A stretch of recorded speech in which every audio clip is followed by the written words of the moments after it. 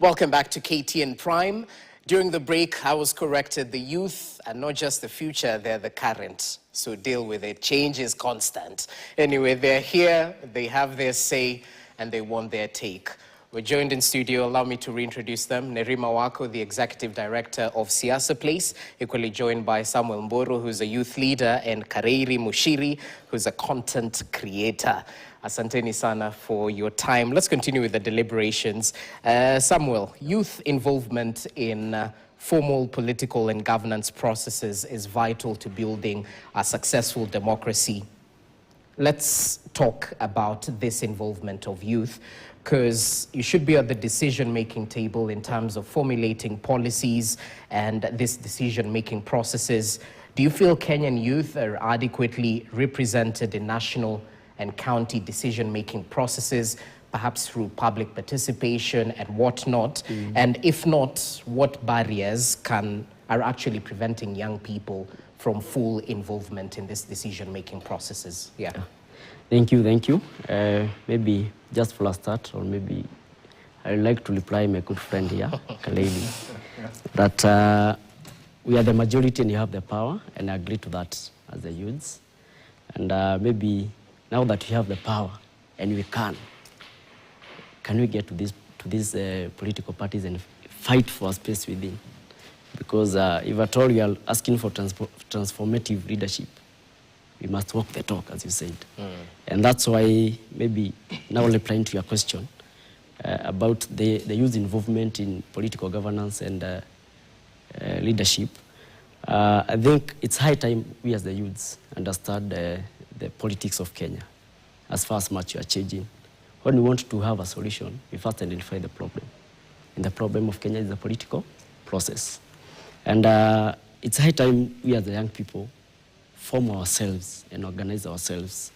And that's why, Jesse, I was accompanied by my team, the Young Liberators. Well, they're not on camera, but yes. Yeah. They are part of the big audience. So I'm a proud member of the Young Liberators. The Young Liberators is intellectual discourse, which is advocating for change, that my good friend Wako is saying. And I think we as the youths, let's organize ourselves into groups, into movements, that we have a common objective and goal. And if at all we want to fight for this country and liberate this country, we can only do that from inside. As you said, let's be on the table. Otherwise, you're in the menu. If you're not on the table, you're otherwise. Yeah. Okay. And maybe to add on that, the Kenyan youths, or the young people, the change that you are advocating for can only be realized when you get into it. I would like to urge every young person in Kenya, if at all you have the urge to bring change to your village, to your ward, to your constituency, to your county, and the country Kenya, let's go for these positions. Let's not watch the political class, the status quo remaining as we watch. We believe we brought change last year, and this change can be calculated in the 2027 elections. Let's dip ourselves into the active politics, and let's educate our people, civic education, that you are the change that we want. And change is inevitable. Change is constant, and it begins with you. It begins with us. Exactly. Yep. So, Mushiri, all things said and done, there's some concepts that the Gen Z, the youth, might be phasing out in the political space. Key among them is tribalism, and I'd like your take on it, because there's some who say it might have a limited shelf life. Well, it depends on who you ask. So I know politics is local at the end of the day, and when push comes to shove, Kenyans have that habit of perhaps going back to their tribal cocoons. What's your take on this issue in respect to how our general election is at times centered on tribe, region, affiliation, and all that? Yeah. I think whatever is happening now has proven that young people can rise above their tribes when it matters. On matters extrajudicial killings, on matters corruption, on matters of exploitative finance bill, young people can rise above their tribe. But tribe still remains to be a huge factor in politics. Politics is local, and we are seeing the political class trying to take us back to where we are trying to come from.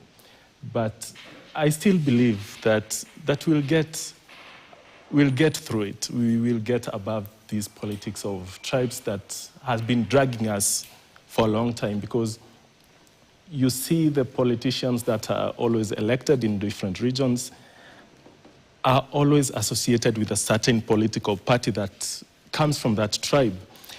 It doesn't matter whether you are the worst leader. It doesn't matter whether you are the most inefficient, ineffective leader that there is. As long as you're in that party, you are elected. And we are seeing that trend coming back with the parties that are coming up. Okay. But we are ready to resist. Allow me to comment on the issue of the table. I believe as we sit here, we are at the table because we are shaping the agenda. And in our social media platforms, you are also at the table. Because as you have seen, if politicians refuse to listen to us or to whatever we are asking, they are getting it rough. We are coming out to the streets. We are speaking on social media until they start telling our parents, mfunzeni hao watoto wenyu adabu and such. So we are at the table shaping the agenda of this country. And we are going to shape the agenda moving forward. And there is that issue of DAPK leader. Eugene Wamalo. Eugene Wamalo. Yes. So now I think these leaders are presenting themselves as the saviors we need. Oh, I'm going to sort out corruption, my word, voila, it happens. But we, the young people, have proven that we can push for change in our own capacity. We have shown that we can go out the streets and demand for what we want. We can use our social media platforms to demand for what we want, to demand for the change that we need. If we do not want a specific policy, we talk about it from morning to evening until it is sorted. And moving forward to 2027, I believe we are still here. And the young people are going to make a decision on who to follow. It's still early. Okay. We are going to make a decision and say that this is the person we will support. And more importantly, we have a cause that we are pushing, that we need a corruption-free country, a country that follows the rule of law, a democracy that respects every citizen in this country. So that is our cause. And despite the political parties that we will join, that is the cause that we will move with in those political parties. Okay. Someone once told me, hope is not a strategy in politics. So reduce the belief, start call to action. What will we do to get to that desired outcome? Anyway, story for another day. Nerima Wako, I'd like you to talk about this deficit of trust in the ability of independent institutions to uphold transparency and accountability. Are they compromised? What's the silver bullet in terms of bringing back trust to some of these institutions? I was recently in Finland, and one of the highest institutions in terms of trust is the police. And I was telling them, back home, things are different. You'll think twice before going to the police to report about a certain issue. So talk to us about where we are and how we get to where we need to be. Yeah. Proper systems in terms of even the accountability levels, because even when we talk about pay that the police receive, and let's be honest, most of the police, they're funded by other states. It's not even Kenya that funds the police. It's other governments that do that. And that's a blow. Like, those are things that we should be talking about our taxes going toward. Yet, here they are actually used for fuel to pick someone from Homa Bay to bring them to Nairobi. That's what we're using our taxes for. But I feel that what worries me about not trusting institutions is that you never know if they're saying the truth. I think it has changed me as a person, where even when you're watching the hearing or the case, whatever, you don't know whether to believe it or not, because there's so many different stories. And even now, I'm finding it hard to believe that Joshua is still alive. This is a bad thing to say, but I always feel like government is covering up something. When the people don't trust their government, that's a very difficult people to work with. And the only way you can build trust is transparency. Kenyans just want openness, they want answers, they want clarity, but there's this sense of opaqueness. We don't say, okay, we spent this much money for this, but then now when we dig deeper, we're like, it actually went to this. When you're getting stories about finding ammunition in Sudan that belongs to the Kenyan military, you're just like, what is going on here? So for me to build trust, transparency, honesty, authenticity, accountability. Without those, there's no credibility. And there's just none. Like they have just shown us time and time again, because even if you remember, they were very clear in saying, oh no, we're not involved with RSF. No, they didn't launch here at KICC. But we saw flags, we saw a celebration, we saw an announcement of something, only for us, months later, to actually see, we're involved. So it's a worrying trend, especially when you're dealing with a generation that begins to question the role of government. If government is constantly lying to you and you are a majority population, then you will stop interacting with government. We only do because we're forced to. It's government that declares that you're alive, they give you a birth certificate. They declare that you're a citizen, they give you an ID. Then they declare that you're dead with a death certificate. If we didn't have to get that from government, why would we interact with government? We wouldn't. We're already avoiding tax. We do everything we can in our power to pay as little tax as possible. And it's because we don't see what they do with the money, again. And so I'd say to be able to build those institutions is for us to be able to see where the money is going and for them to build that trust, that they're doing it for the betterment of the Kenyan citizen. But what we have seen is that they actually take away from the Kenyan citizen. When you have dialysis machines that are packed up in someone's house and people are dying from kidney failure, they are clearly showing you that they do not care for the average citizen. And when this continues, then that's when you begin to see apathy and people using other ways to engage without the formal ways that are institutionalized. Okay.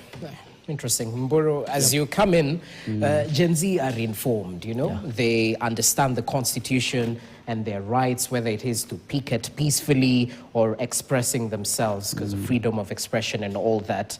These are kids who grew up under free primary education and the constitutional dispensation that we're seeing right now. But at the end of the day, it takes a team, it takes a village.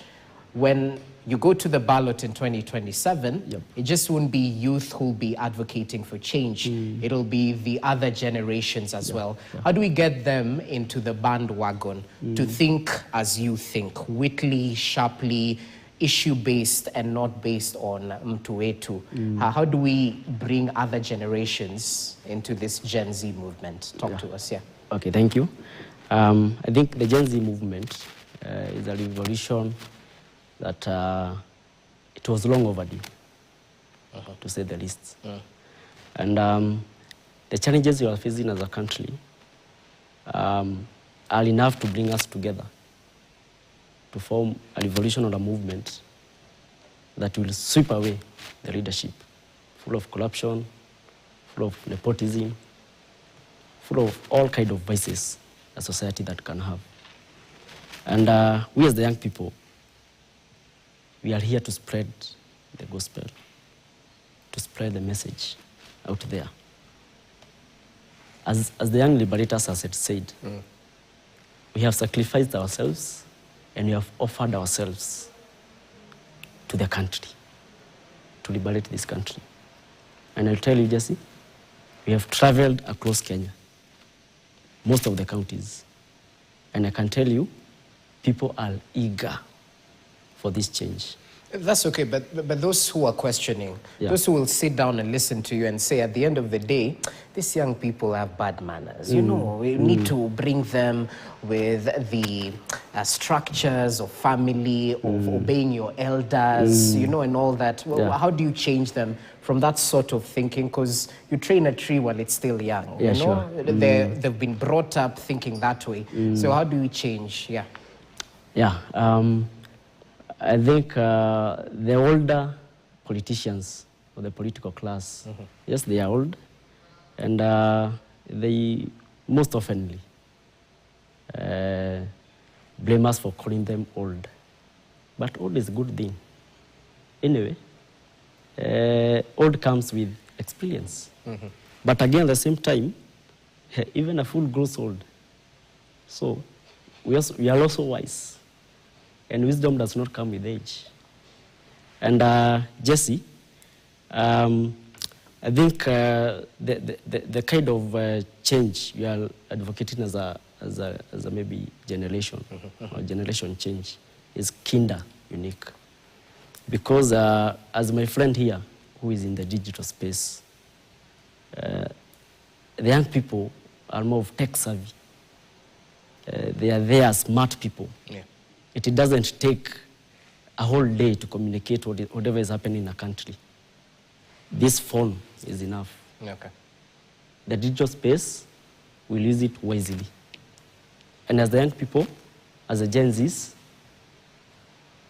we are offering ourselves for this change for our country. Okay. Yeah. Muriithi, come in, because I mean, not all of the other generations are on social media and are actively using it. God forbid we find ourselves in a scenario such as Tanzania, you know, where social media is clamped down by the government. How do we advocate for change in the other generations with us being at the forefront? Yeah. I think from my interaction, I've also seen a significant number of the older generation having their presence in social media, TikTok, X. So they are there. They're there, yeah. And you would see them in your comments, engaging in the discussion.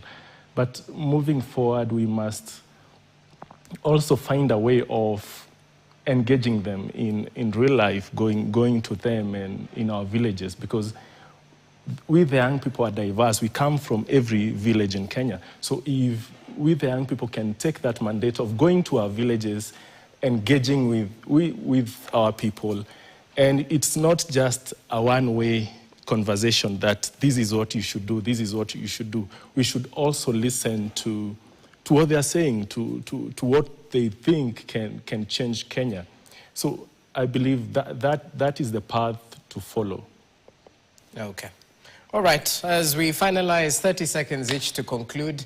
Nerima, all things said and done, well, the taste of the pudding is in the eating. So in 2027, perhaps that will be the real test to know whether this generation has led from the front in terms of changing the whole system and the narrative around politics and whatnot. Give us your final take as we finalize briefly. Yeah. Youth to continue with that energy. That's it. Simple. Yeah. Hey, okay. We're very ready for Tuesday. My part in short, an alagma, lizard in the village, will never become a crocodile in the time. Let's go for this. Okay, you'll explain to me after. Sijaelewa pahali, but ni sawa. Muriithi, final parting shot. Mushiri. Mushiri. Sorry about that, yes. Okay, I also encourage the young people to continue with the same spirit, because nobody is coming to save us. We are the ones who know what we need for our country. We are the ones who know that we need a better country for ourselves and even for our children. So it is us to continue with the same fight, with the same momentum in terms of advocating for what we want. Okay, thank you, Mushiri. Definitely appreciate your input right here. Asanteni sana for your time. Looking forward to more fruitful discussions in terms of putting youth at the table, since we're not part of the menu again. We are here and our time is now, as they say. Anyway, I'm slowly turning into an activist. Nerima Wako, asante sana for your time. Executive Director, Siasa Place, equally joined by Samuel Mboro, a youth leader. Asante sana, and say hi to your ilk. Equally joined by Kareiri Moshiri, who is a content creator. Asante sana. And that's how we wrap up tonight's edition of KTN Prime. I hope you're adequately informed. We are simply doing our duty as members of the Fourth Estate to lead the conversations and form opinions, but equally just to incite and give you updates. Thank you so much for watching. And remember, make sure to grab yourself a copy of The Standard tomorrow, because only the bold speak the truth. I'm Jesse Rogers. Good evening.